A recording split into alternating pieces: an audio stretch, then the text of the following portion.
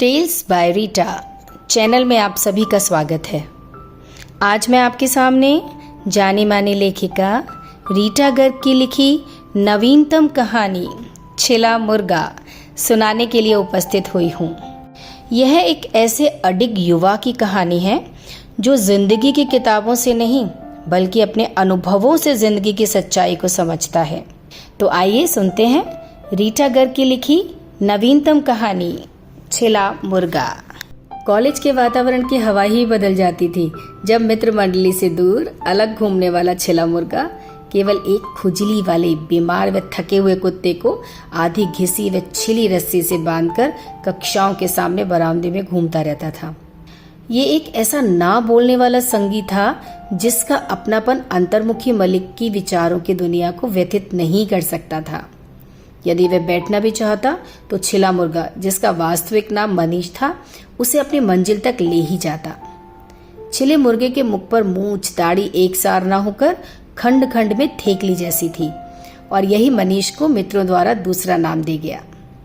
उसके मुखमंडल की दयनीयता किसी दार्शनिक का आभास करवाती थी और निहित शैतानिया जोकर का। उसके खुजली वाले कुत्ते ब्रूनो की कीकी से अन्य छात्र जान जाते थे कि वह कॉलेज पहुंच गया था। उसकी विशिष्ट मित्र पुष्पा घंटा बजते ही उससे मिलती थी। दोनों ही एमए अर्थशास्त्र के द्वितीय वर्ष के छात्र थे। बुद्धिमान मनीष को केवल एक ही पेपर की कक्षा में कभी कभी जाना होता था। वैसे अपने प्रवक्ता का अति विद्वतापूर्ण लेक्चर बोर भी करता था। उस बोरियत को घटाने का उसका अपना ही एक ढंग था। जब वह कुछ लिखने के लिए ब्लैक बोर्ड की ओर मुंह मोड़ते थे तब मनीष फर्श पर जमी धूल पर अपना जूता घिस देता था।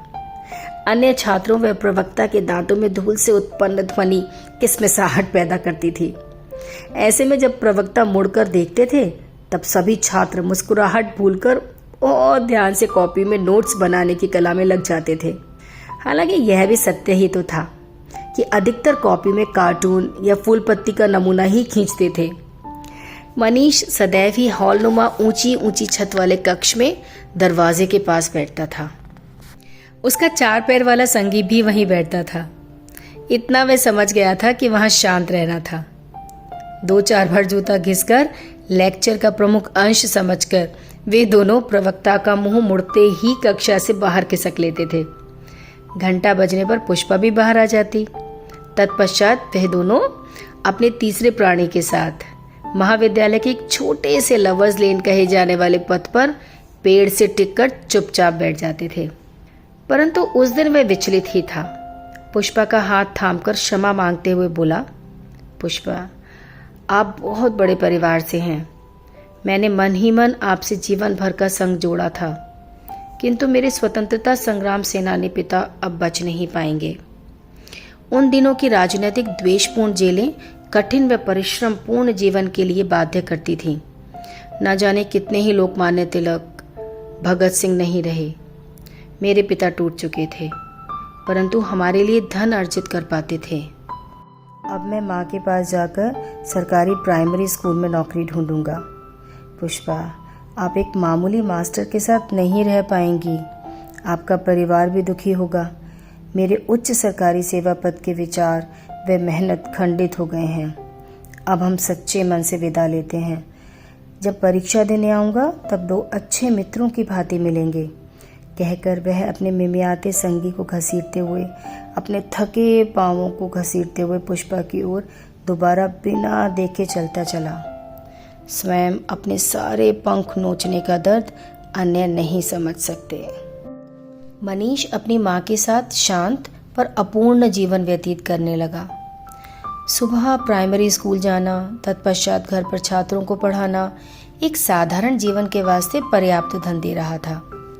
पुष्पा से अलग स्वाभाविक तौर पर विशेष अस्तित्व समाप्त हो गया था। आईएएस या कोई भी उन्नति अब एक भूली हुई कहानी थी। अच्छे विचारों वाले परिवार का इकलौता बेटा ही होकर रह गया था। स्कूल में शांतिपूर्वक रहता था। छात्रों की शैतानियाँ एक पुरानी प्रथा थी। वह स्वयं भी कम नहीं था। इसी कारण उसे अपने छात्रों की शरारतों पर गुस्सा नहीं आता था। यदि उसके ब्लैक बोर्ड की ओर मुड़ते ही कोई शैतान छात्र लेजर टॉर्च से लाल रोशनी ब्लैक बोर्ड पर डाल देता था तब वह फर्श पर जूते घिसने के अपने क्रम को याद करके मन में मुस्कुरा लेता था। यद्यपि छात्र व्यवहार विषमता की ओर चल पड़ा था। समय समय पर उसका ट्रांसफ़र भी हो जाता था। लगभग 13-14 वर्ष की सेवा के बाद वह एक बड़े कस्बे के स्कूल में स्थानांतरित हुआ। यहाँ पर बड़े शहरों वाले छात्रों की भांति प्राइवेट मोबाइल नंबर से गंदी तस्वीरें भेजने वाला वातावरण नहीं था। अधिकतर छात्र सीधे ही थे। परंतु नए स्कूल में आने के 4 दिन बाद उसने देखा कि एक 8-9 साल का छात्र किसी मरगिले खुजली वाले कुत्ते के साथ कक्षा के बाहर घूम रहा था। इसके कुछ दिन बाद कोई छात्र कक्षा में जूते घिस रहा था। अचंभित मनीष सोचने पर बाध्य हुआ कि क्या यह इतिहास की पुनरावृत्ति है या इतनी समानता के पीछे कोई पुराना संगी साथी था। क्या इस कस्बे में इस बालक से जुड़ा संगी साथी है? वैसे अच्छा ही होगा यदि कोई पुराना अपना इस अनजान स्थान पर मिल जाए। ऐसे विचार को मस्तिष्क में पालने से अच्छा था कि वह उस छात्र के परिजनों से मिले। उसने यह बात छात्र से कही और वह सहर्ष उन्हें घर ले गया। घर पहुंचकर बच्चे ने मम्मी मम्मी कहा और कुछ ही क्षण बाद दरवाजे पर एक मोटी व कभी सुंदर रही होगी चरितार्थ करती महिला आई। परंतु कुछ ही क्षण के बाद वह दरवाजा थामने पर विवश था। ओह नमस्ते पुष्पा, मैं अनजाने में ही आ गया। यूं मिलने पर वह भी चौंक गई। उसने उदासीन व क्षीण स्वर में कहा, आइए। मनीष की दुनिया घूम गई थी। फिर आऊंगा कहकर वह तेज कदमों से चला गया। अचानक मिलने पर चेहरा और अधिक सपाट होकर समझा रहा था कि गृहस्थी की भावना पूर्ण थी।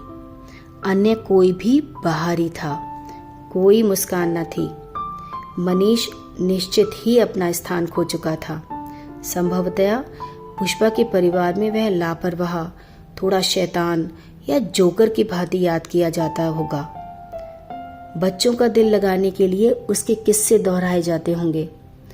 उसने तो किसी और स्त्री को दिया जाने वाला स्थान खाली ही रखा था। केवल पुष्पा ही की छाया घूमती थी।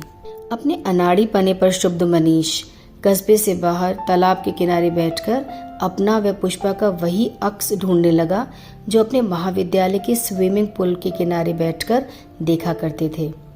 पुष्पा के मुस्कुराने से उसके सीधे गाल पर पड़ने वाला गड्ढा और भी गहरा होकर उसका सौंदर्य अप्रतिम करता था। वैसे भी सुंदरता व ज्ञान की उसमें प्रचुरता थी। मनीष को देखकर उसकी आंखें उत्सुकता विहीन रही थीं।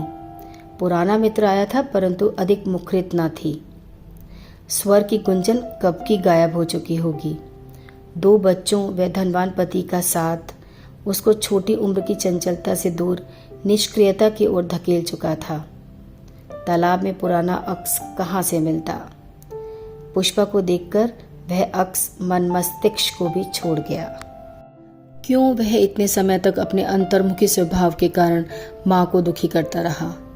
उन्हें घर संभालने में कठिनाइयाँ आती थीं। उसी क्षण वह जान गया कि अपनी माँ की परेशानियाँ घटाएगा, सहर्ष जीवन में आगे बढ़ेगा, दोबारा पंख उत्पन्न कर उड़ान भरेगा। आसक्ति की यादों के गलियारे में स्वयं के अनाड़ीपन का प्रतीक बनकर जाते हुए देख अब दार्शनिकता से दूर वह व्यवहारिक दूसरी पुष्पा